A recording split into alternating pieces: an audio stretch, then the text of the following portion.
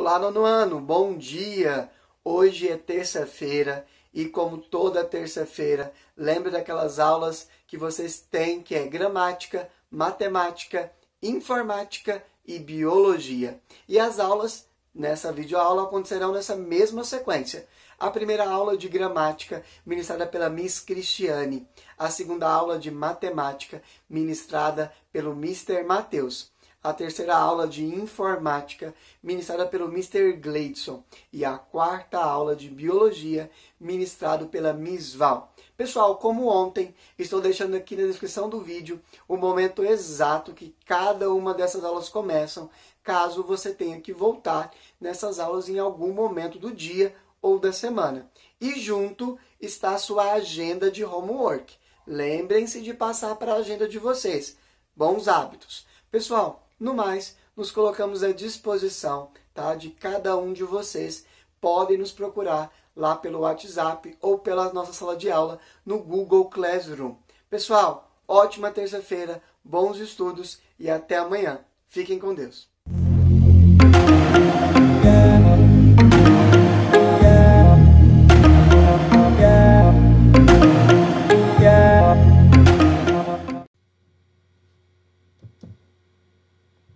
Bom dia, nono ano. Tudo bem? Terça-feira, iniciamos aí a nossa aula de gramática, seguindo o nosso horário oficial, que são 2 aulas na terça-feira. Hoje, terça-feira, dia 12 de maio já, hein? Tá passando rápido o tempo. 12 de maio de 2020, nós temos 2 aulas aí de gramática. Hoje nós estamos iniciando aí um conteúdo novo. Nós estávamos estudando orações subordinadas substantivas, depois nós estudamos os pronomes relativos e agora nós estamos entrando aí nas orações subordinadas adjetivas. Creio que será tranquilo para vocês, porque vocês já têm muito forte essa conceituação, como colocar em prática, como analisar, como identificar o que é uma oração, já conhecem, né, como que funciona uma oração subordinada, tá muito claro para vocês, né, essas conceituações e como que essa conceituação é colocada em prática, né, em exemplos, textos e demais produções. E aí agora nós estaremos estudando as orações subordinadas adjetivas. O próprio nome, ele já te induz aí a interpretar o que seria o conteúdo, o que é o conteúdo, né? Então, é uma oração, ou seja, oração tem que ter verbo. Subordinada, ou seja, ela precisa da oração principal para ter sentido. E adjetiva, ou seja, ela tem o valor de um adjetivo. Então, é o que nós iremos estudar agora. No livro de vocês, aí na página 58 a 60, tem o conteúdo, tem exercícios, né? E intercalado com os exercícios, explicações referentes a esse conteúdo. Porém, eu montei slides aqui para vocês, com mais exemplos, com mais conceituações, para que vocês tenham aí um material extra de apoio, de consulta, né? Para que vocês possam estar aí se inteirando aí do conteúdo, tá bom? Então, vamos dar seguimento. Meninos, uma oração subordinada adjetiva, ela exerce, ela tem papel, né? Ela tem como função sintática de adjetivo. Não confundam análise morfológica. A análise morfológica é aquela que você observa qual é a classe de palavra. Qual que é a classe de palavra, né, em determinada situação. Essa classe de palavra, você analisa ela sozinha, você não analisa ela como um todo. Nesse caso aqui, que é a análise sintática, você analisa como os termos se comportam dentro das orações. Então, nesse caso aí, que nós estamos falando de adjetivos, vamos analisar uma oração que tem valor de adjetivo. O que é um adjetivo? Né, análise morfológica, né? O adjetivo é uma das classes de palavras que nós temos. O adjetivo, ele tem como função principal caracterizar, né, o substantivo, ou seja, o que dá nome às coisas. Então, quando eu falo o carro é bonito, bonito é o substantivo, porque ele caracterizou o substantivo carro. Então, carro, substantivo, bonito, adjetivo, ele caracterizou. Aqui eu fiz uma análise morfológica, eu falei a classe de palavras. Aqui nós estamos fazendo análise sintática de como os termos se comportam dentro das orações. Nesse caso aí, que nós estamos falando da oração subordinada adjetiva, essa oração subordinada funciona como um adjetivo. Ela tem esse valor de adjetivo. Então, né, essa maneira, conceituação, essa explicação que ilustra aí o que é uma oração subordinada adjetivo. Eu ia falar substantivo, ó. Então, vamos lá, meninos.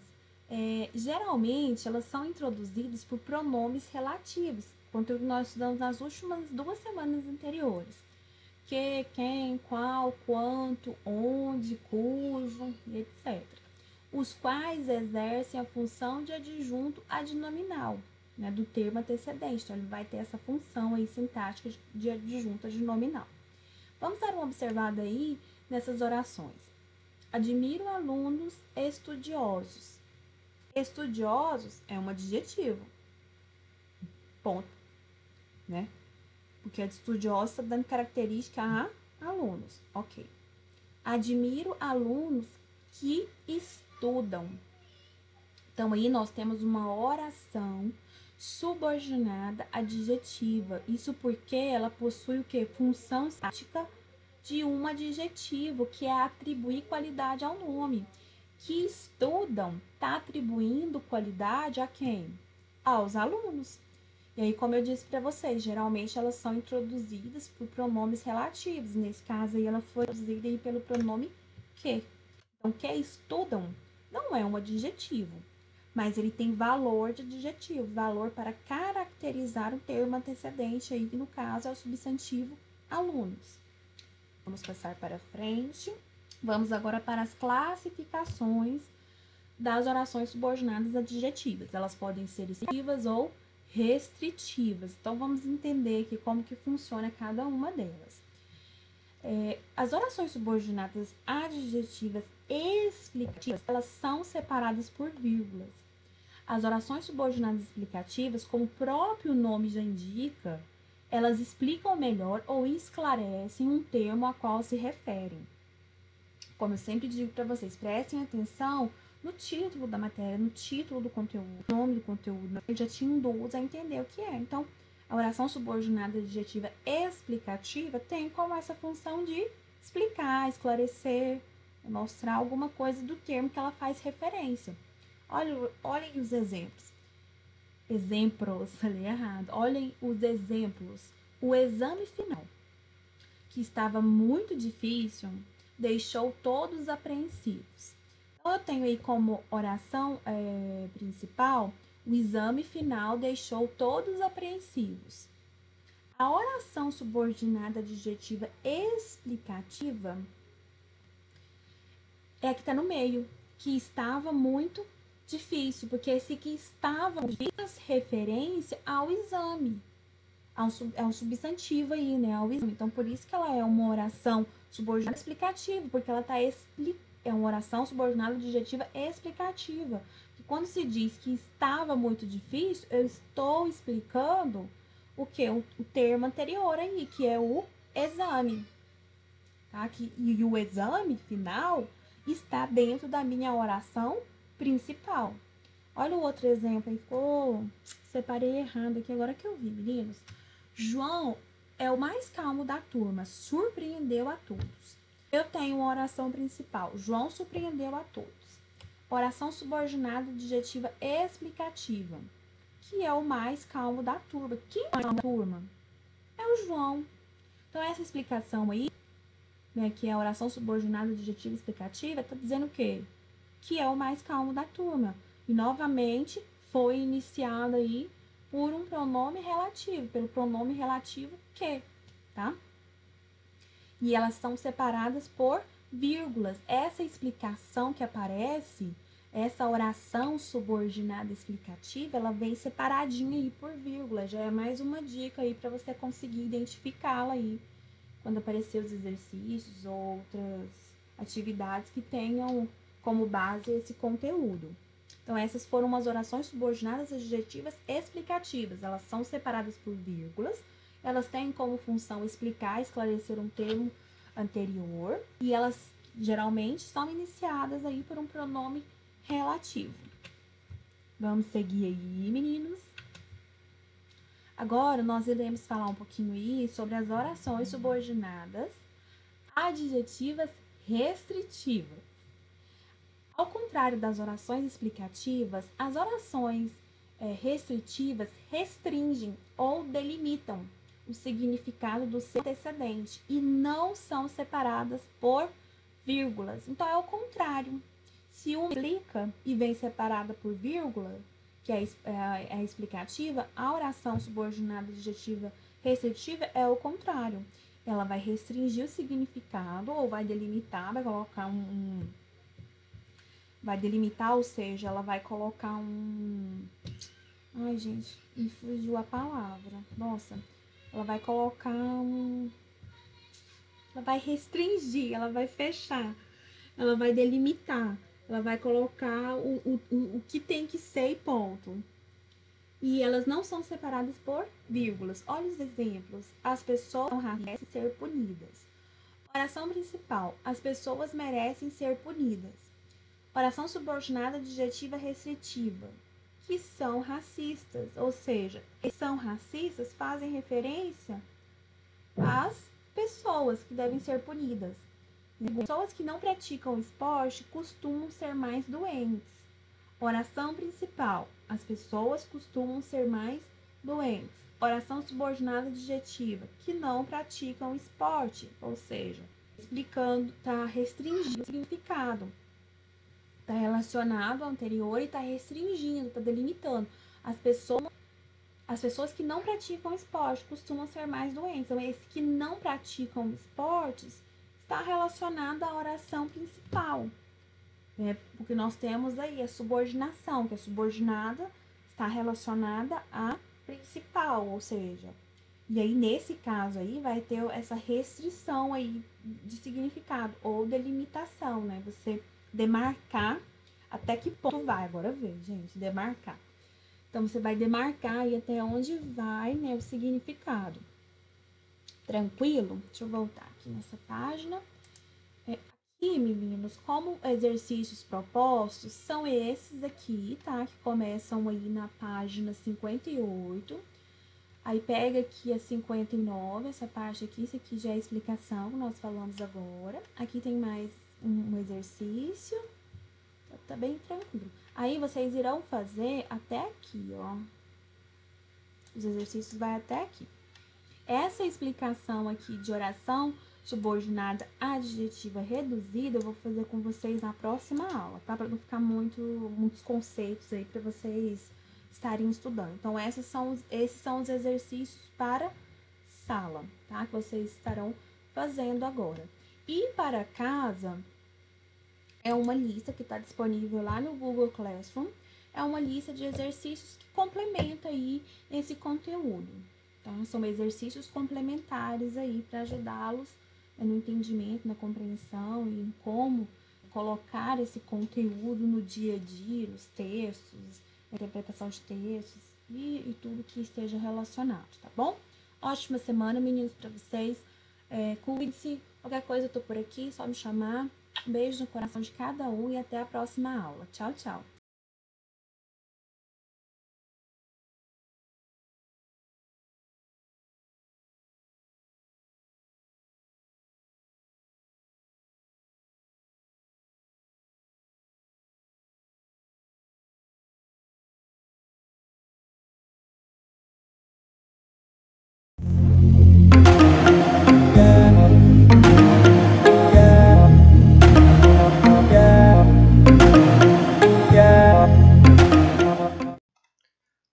Fala galera, beleza? Joia!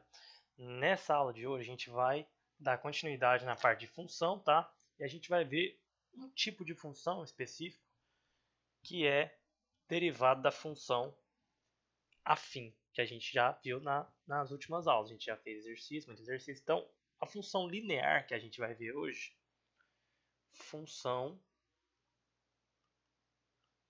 linear, é um tipo de função afim, tá?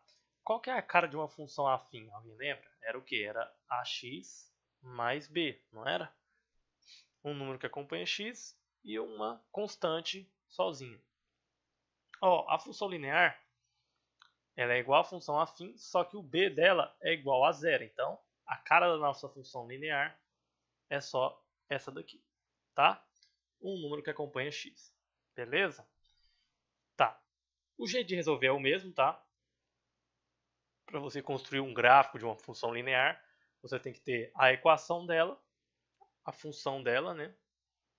E substituir os valores no lugar do x. Aí você vai achar o y e joga no gráfico. Normal. Beleza? Então, o gráfico de uma função linear, ela sempre, por ela não ter um b aqui, ó, o b dela ser zero, ela sempre vai passar no eixo 0, 0, tá? Beleza? Na origem, ponto 0, 0. Vamos ver um exemplo? Tipo assim, ó. Vamos supor que eu tenha isso daqui, ó. Deixa eu desenhar aqui.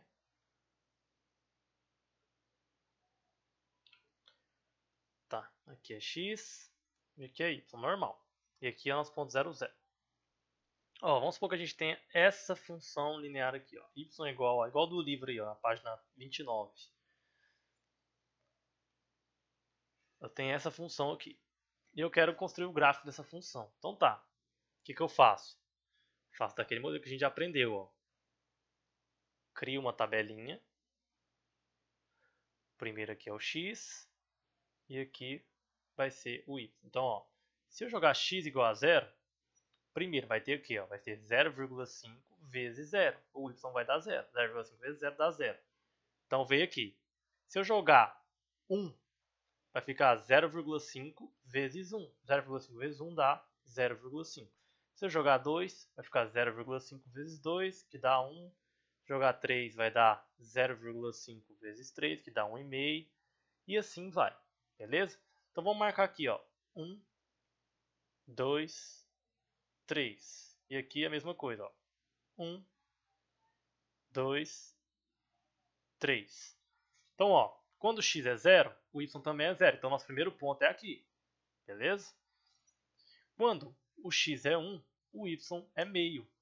Então, a gente vem e marca aqui, ó, na metade. Quando o x é 2, o y é 1. Então, a gente vem e marca aqui também. Beleza? Quando x é 3, o nosso y é 1,5. Beleza? E assim vai. Aí depois, ó, a gente vai pegar a nossa reta. Deixa eu ver se tem como fazer aqui. Não tem como. Ser na mão mesmo. No olhômetro. Então, ó, nossa reta vai ficar assim, ó. Tá vendo que ela passou no eixo 0, 0? Por quê? Quando ele é 0, o outro também é 0. Sempre quando o x for 0, o y vai ser 0. Por quê? Porque vai estar multiplicando o x. Qualquer número multiplicado por 0 vai ser 0. Então, por isso que a função linear, o gráfico de uma função linear, ela sempre passa no eixo 0, 0. Beleza? Então tá. Basicamente a mesma coisa de função afim, um jeito de resolver, viu, gente? É até mais fácil. É um jeito mais fácil da função afim, porque não tem o b. Tá? Então, ó. Vamos resolver a questão número 1 da página 30. Tá? Número 1 da página 30. Deixa eu abrir aqui. Não salvar. Então, ó. Número 1 da página 30. Observe ao lado o gráfico de uma função afim. Então, ele dá pra gente um gráfico, né? E fala assim, ó. Letra A. Deixa eu pôr aqui, ó. 1, página 30. Então, vamos lá. Ó. Letra A vai ser quais são as coordenadas do ponto em que o gráfico intersecta o eixo X. Qual é? Só olhar no gráfico aí, onde que ela passa no eixo X, onde que ela corta o eixo X, né? No 0, 0. Então, põe aí, ó. A coordenada 0, 0. 0 em X e 0 em Y. Beleza? B. Esse gráfico representa uma função linear? Justifique. Aí você vai colocar sim, pois a reta passa pelo ponto 0, 0. Beleza? Toda vez que a reta do gráfico passar na coordenada 0, 0, é uma função linear. C. Qual a constante de proporcionalidade dessa função? Qual seria? Constante de proporcionalidade. É só a gente olhar aí na função. O que é constante de proporcionalidade? É quando o gráfico ele bate exato. Quando x a gente tem um valor de x que bate exato com o valor de y, um valor inteiro, tá? Então qual que é aí? Ó? Não é 1. Por quê? Quando x é 1, o y é 6. Não é? Então nossa constante de proporcionalidade é 6. Tá? Essa é a resposta. Aí vocês vão colocar, pois para x igual a 1, temos y igual a 6. Beleza? Então tá. Então essa foi a nossa questão. Agora ele fala assim, na questão 2, vamos fazer a 2 também. Novo, não. Então questão 2 da mesma página, 30, tá? Então ele fala assim, ó. Escreva a função linear que passa pelo ponto de coordenada 4 e menos 1. Então, ó, quando x é 4, o y é menos 1. Então,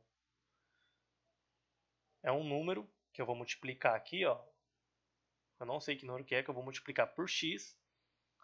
Então, quando x, o y vai ser menos 1, multiplica esse número, e o x vai ser 4, não é? Então, ó, pra gente saber qual é esse número, só a gente isolar ele.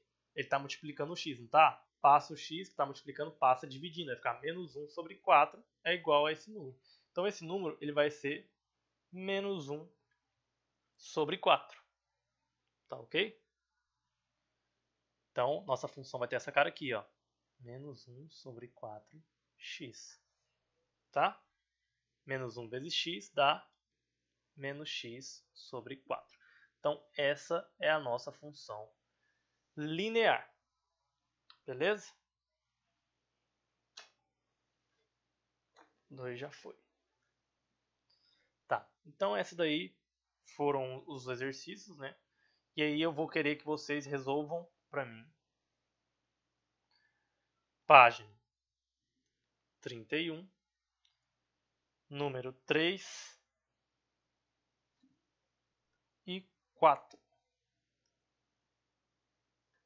Deixa eu ver se a 4 eu vou querer mesmo.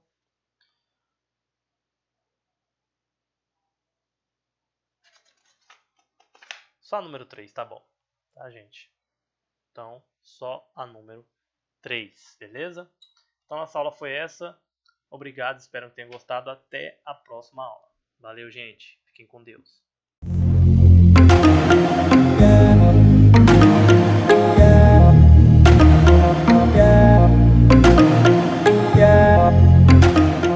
Alunos, tudo bem com vocês?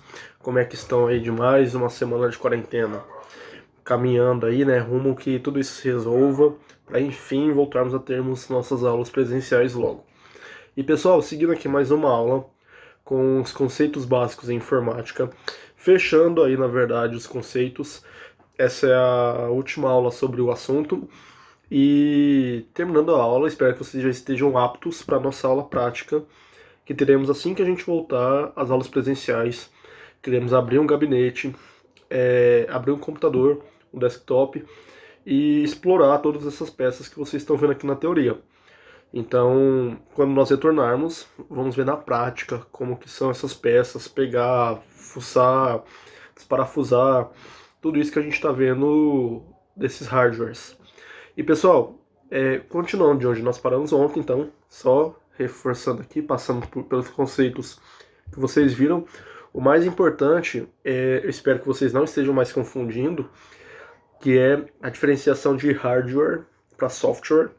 Acredito que já está bem claro. Um é a parte física, outro é a parte lógica. Estamos vendo aqui vários hardwares, várias peças que compõem um computador.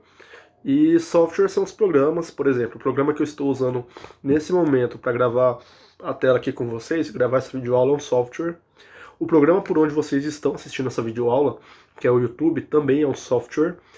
Hardwares conseguimos pegar, softwares é apenas parte lógica. Então eu acho que não tem muito segredo, não tem muita confusão, vocês já devem estar craques nisso. E na última aula nós paramos aqui no disco rígido, que eu falei que é o HD, que é onde fica armazenado as informações como fotos, músicas e programas do computador. Inclusive é onde o sistema operacional é instalado.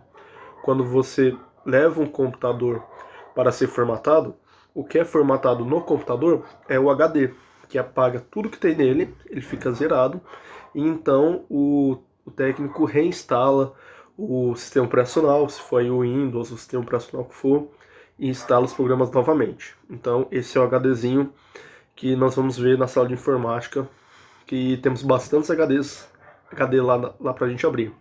E continuando hoje, vamos falar da memória RAM. O que é memória RAM? A memória RAM, ela é bem essas plaquinhas aí, esses chipzinhos. Ela serve como armazenamento temporário do que você está fazendo no computador. Por exemplo, quando você vai lá e abre o YouTube fica algo temporário, você vai abrir e vai fechar ele depois. Enquanto ele estiver aberto, ele fica armazenado na memória RAM. Ele fica sendo rodado lá na memória RAM.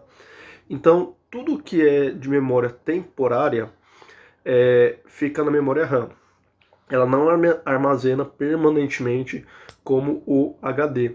No HD, se você salva uma foto lá, ela vai ficar lá até que você apague essa foto.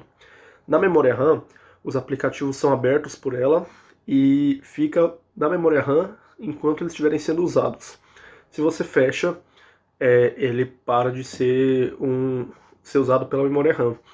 A memória RAM é um dos principais componentes que contribuem para um computador travar ou não. Então, às vezes, quando você abre lá muitos programas, muitos aplicativos ou programas pesados, se a memória RAM não for muito potente ou potente o suficiente para rodar esses programas, ela vai travar, que é aquela hora que a tela trava, que vocês entram em desespero e começam a bater no mouse, que eu já falei que não tem culpa do computador travar. A culpa do computador travar, na maioria das vezes, é do processador, que nós vimos lá atrás, e a memória RAM, que armazena temporariamente. Então, quando forem comprar um computador, for olhar um computador mais para frente, dê uma olhada na memória RAM. O meu aqui, ele tem 8 GB de memória RAM, é uma memória RAM relativamente boa, ok, para o meu uso. O meu uso não é tão pesado, então o ideal é ir de 8 para cima de memória RAM. 4, 6, ainda ok, tudo depende do tipo de usuário que é. Tem jogos que são muito pesados e não rodam na memória RAM, a memória RAM não suporta. A memória RAM, se ela for muito fraca, ela não vai aguentar aí mais do que 2 aplicativos abertos. Então, quando você começa a abrir várias abas de internet, abre o jogo, abre várias coisas, esses programas estão sendo abertos e armazenados na memória RAM. O celular também tem memória RAM. Não dessa forma aqui, claro, isso aqui é uma memória RAM de desktop. Mas também tem a memória RAM do celular. Quanto mais potente for o celular de memória RAM, menos ele vai travar. Porque eu sei que vocês abrem aí YouTube, WhatsApp, jogos. Então tudo isso vai ocupando espaço na memória RAM e vai fazendo com que ela trave. Então é uma peça muito importante, é um hardware muito importante. E vai de 4 GB para cima. Menos do que 4 GB é muito pouco, não. Hoje em dia, menos do que 4 GB de memória RAM não aguenta praticamente nada. Então essa é a função da memória RAM. Muito simples. Vamos pro próximo hardware. Esse hardware famoso aqui, o cooler. O cooler, que não é um ventilador, não é ventiladorzinho, como vários alunos chamam aí nas aulas de informática. O cooler, ele é um hardware que tem a função de resfriar o computador. O que acontece? O computador, à medida que ele vai sendo usado, ele vai esquentando e o cooler vai resfriando para que não haja um superaquecimento. Por isso que quem tem um desktop e até o notebook mesmo, o ideal é você não tampar a parte de trás dele, não deixar ele totalmente fechado, porque precisa sair o ar. O cooler fica girando e o ar precisa sair, o ar quente precisa sair. Então você nunca vai pegar a CPU do computador e prensar na parede, ficar totalmente encostada na parede, porque assim o ar quente não sai, porque ele vai ventilar e vai sair um ventinho quente. Não são só os desktops que tem cooler, o notebook também tem um tipo de resfriamento. Se você colocar a mãozinha atrás aí do notebook, dependendo do modelo, o meu, por exemplo, é possível, você vai sentir um ventinho saindo do aparelho de resfriar. Então o cooler, ele é como se fosse um ventiladorzinho com a função de resfriar o computador, para que ele não fique muito quente, não aqueça demais. Quando o computador ele fica superaquecido, ele esquenta demais, a primeira coisa que o computador faz é desligar automaticamente, para evitar que ele queime. É um sistema de defesa do computador. Então, se você estiver usando um computador aí em modo hard e o cooler não estiver dando conta do resfriamento, ele pode acontecer de desligar de uma vez. Então, se você vê que o seu computador está muito quente e ele foi e desligou sozinho, provavelmente foi por isso. E o cooler, pessoal, é interessante que também existem alguns coolers com sistema de resfriamento por água, que além de girar e soltar o ventinho, eles têm uns tubinhos que passam aí por algumas partes do computador, passa água dentro desse tubinho e vai resfriando. É sempre importante que a temperatura do computador seja baixa. Por isso, um lugar onde tem um computador precisa ser bem ventilado, não pode ser um lugar muito quente, porque às vezes o cooler não dá conta do trabalho sozinho.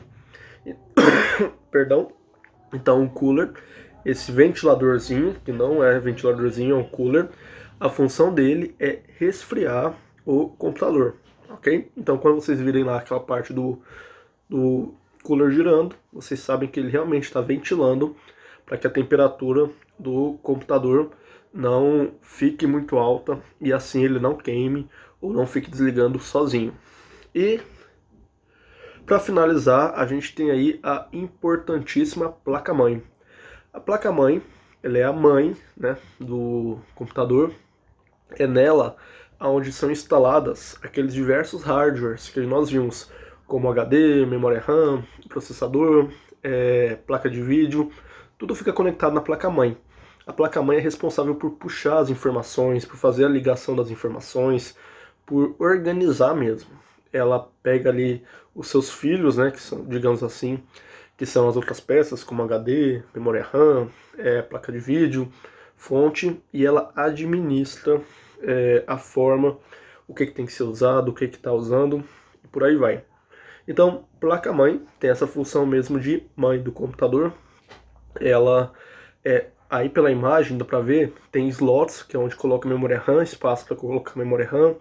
Esse quadradinho aqui, ó, que vocês estão vendo, é onde é colocado o processador é colocado aí por cima, e diversos outros componentes, diversas outras peças são instaladas na placa-mãe, e a placa-mãe administra essas peças, fazendo com que cada uma desempenhe a sua função correta.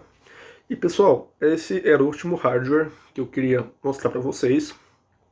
São os hardwares que nós vamos ver na prática.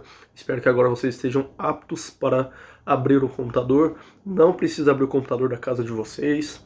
Não façam isso, por favor.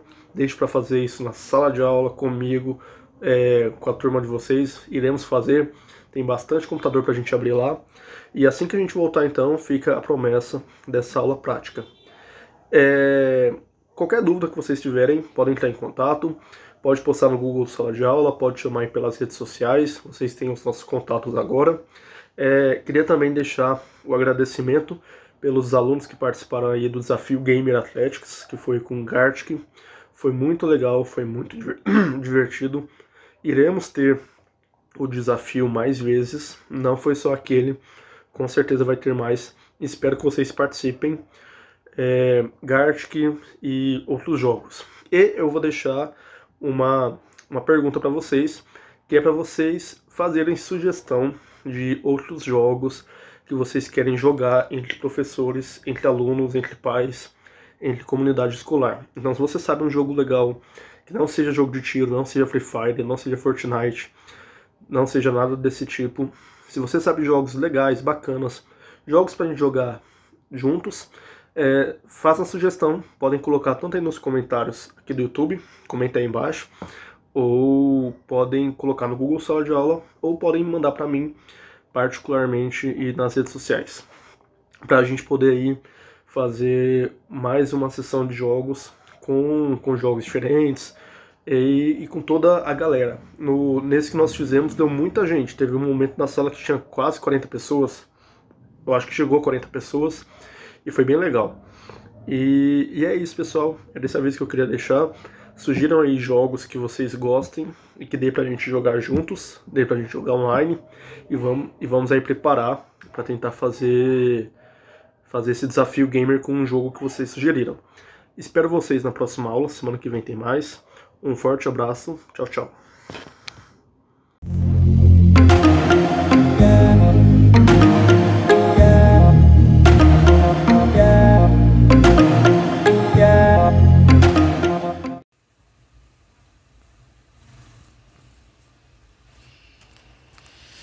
Olá, meninos do nono.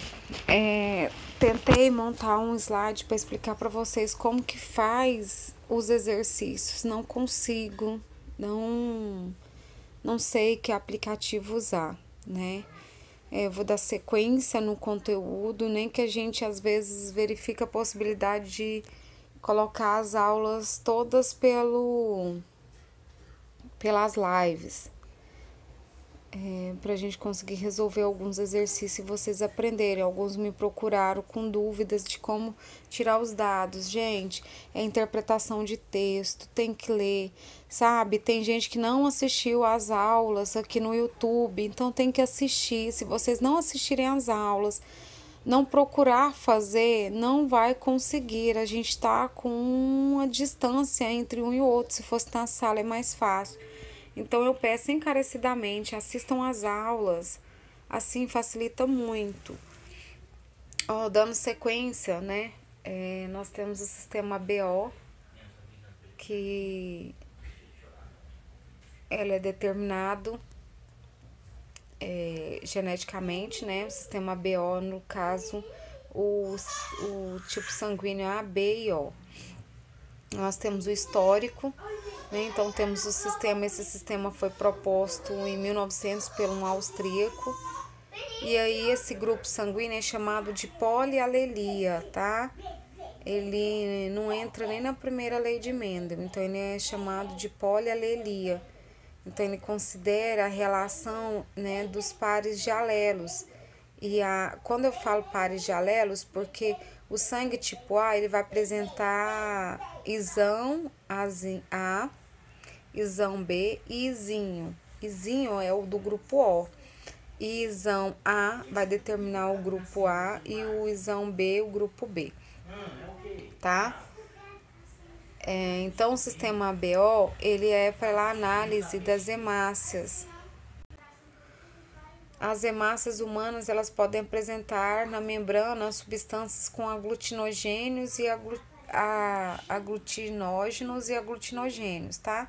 São sintetizadas pelos alelos IA ou IB, sendo aglutinogênio A ou aglutinógeno B, né? Ou então a coexistência dos dois tipos, certo? E nós temos também a aglutinina anti-A e anti-B.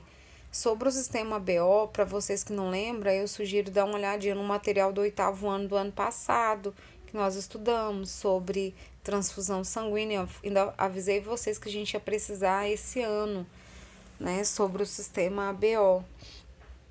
Então, o tipo sanguíneo A, ele tem o antígeno A. O tipo sanguíneo B tem o antígeno B. O tipo O, ele não tem antígeno. E o tipo AB, ele tem um antígeno A e B, certo? Então, é para poder identificar quando a gente pega a transfusão errada. Os grupos sanguíneos do sistema ABO, eles apresentam antígeno e anticorpo. Então, o grupo A, ele tem antígeno A e anticorpo anti-B. Então, ele não pode receber sangue do grupo B.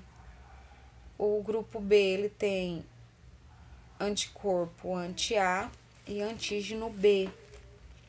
Ele não pode receber sangue do tipo A. O grupo AB, ele não tem nenhum anticorpo. Ele só tem antígeno A e B. Então, por isso que ele é considerado o receptor universal. Já o grupo O, ele não tem antígeno. Ele só tem anticorpo.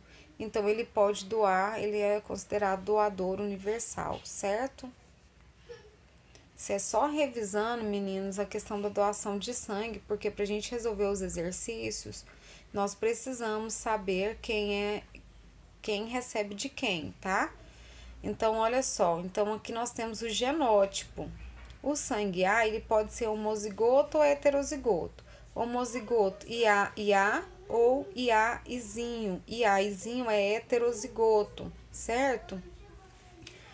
O grupo B, ele tem IB, que é chamado de homozigoto, ou IBzinho, que é heterozigoto.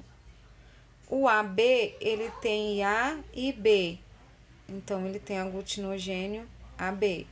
E o O é izinho. Então, essa tabelinha aqui, ó, pausa o vídeo aí, escreve ela no caderno. Vocês vão precisar desses dados, certo? Vocês vão precisar disso para calcular. É a mesma coisa, eu sugiro com o slide anterior. Pausa e copia quem é doador universal, quem é receptor universal. Faz aquele desenho, certo? De quem doa para quem, que é mais interessante, certo?